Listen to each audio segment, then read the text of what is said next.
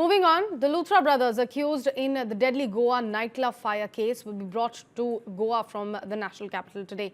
In fact, police say Gaurav Luthra and his brother Saurabh will arrive at Manohar International Airport in Mopa at around 11 a.m.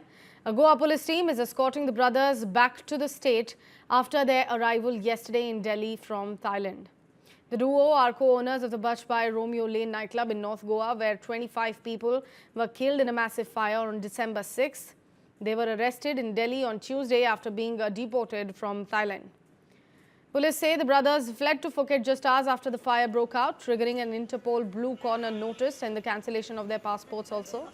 They were detained by Thai authorities on December 11th and were deported following coordination between Indian and Thai officials.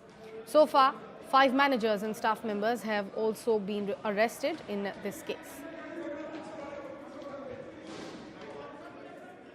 So that's the latest updates with regards to Goa nightclub fire case. The Luthra brothers accused in the deadly Goa nightclub fire case will be brought to Goa from the national capital. These were the last visuals that we got hold of both the Luthra brothers from the national capital. They will be taken to Goa. We've also been given to understand through our police sources that the Luthra brothers are going to arrive at the Manohar International Airport in Mopa at around 11 a.m.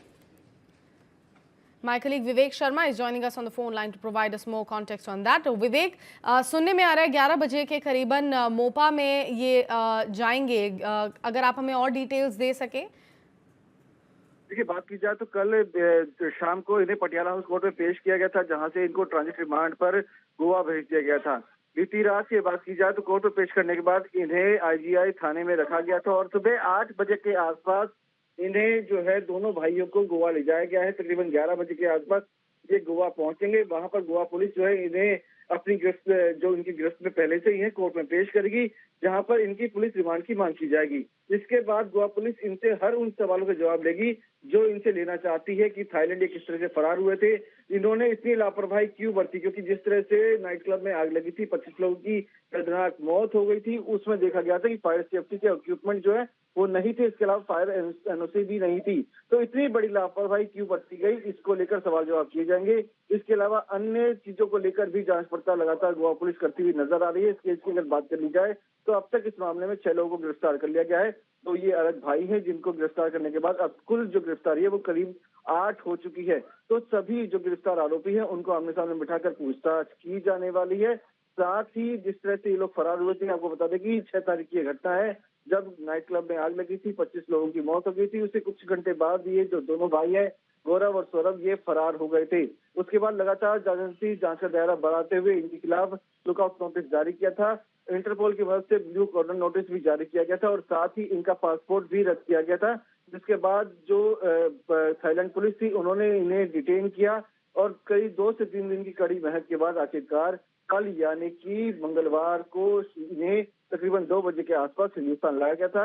उस वक्त जब इन्हें लाया गया था तो Goa police जो है वो एयरपोर्ट के अंदर मौजूद थी। अंदर से ही इन लोगों की गिरफ्तारी की गई। उसके बाद देर शाम जो है इन्हें पटियाला हाउस कोर्ट में पेश किया गया था। तो अब गोवा पहुंचने के बाद जो है इनको कोर्ट में पेश किया जाने वाला है। उसके बाद इनकी रिमांड की मांग की जाने वाली, जिसके बाद गोवा पुलिस जो है हर सवालों के जवाब इनसे लेने वाली है। विवेक, अभी तक जितनी भी गिरफ्तारी इस केस में हुई हैं और अब लूथरा ब्रदर्स के भी, जैसे आपने कहा, इन सबको आसपास बिठा के, आमने सामने बिठा के इनसे पूछताछ की जाएगी, लेकिन उसके पहले जो भी गिरफ्तारी हुई है उसमें कोई बड़ा खुलासा सामने आया है? देखिए, इन लोगों से जब जो गिरफ्तार आरोपी उनसे पूछताछ की गई तो हर एक बारीकी से जानकारी हासिल करेगी। इसके अलावा जब इन्वेस्टिगेशन की गई तो पता लगा कि जो फायर इक्विपमेंट नाइट क्लब में होने चाहिए थे वो इक्विपमेंट वहां पे मौके पर मौजूद नहीं थे। इसके अलावा फायर की एनओसी भी बताया जाए इनके पास नहीं थी। साथ ही जो निकलने का रास्ता था, एग्जिट पॉइंट था, वो बेहद ही पतला था, यानी कि एग्जिट पॉइंट जो है वो पूरी तरह से खुला हुआ नहीं था। इसके चलते लोग जो है जो वहां पे नाइट क्लब में थे वो बाहर नहीं निकल पाए और उसी के चलते 25 लोगों की दर्दनाक मौत हुई।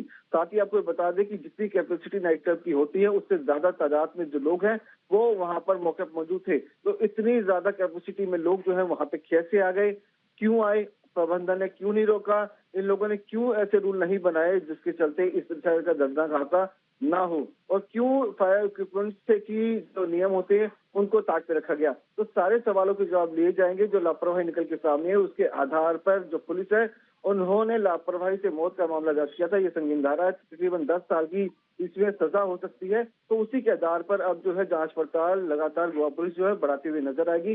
6 लोग जो पहले गिरफ्तार हुए थे उनमें से एक जो था वो मैनेजर था, एक जनरल मैनेजर था और बाकी जो अन्य नाइट क्लब के स्टाफ थे वो थे और एक को ओनर था। तो इन सबको गिरफ्तार किया गया है। अब इन लोगों की जो गिरफ्तार हुए हैं दोनों भाई लूथरा ब्रदर्स, अब इनसे पूछताछ की जाने वाली है और साथ ही हो सकता है कि आने वाले समय में कुछ और गिरफ्तारियां भी देखने को मिले।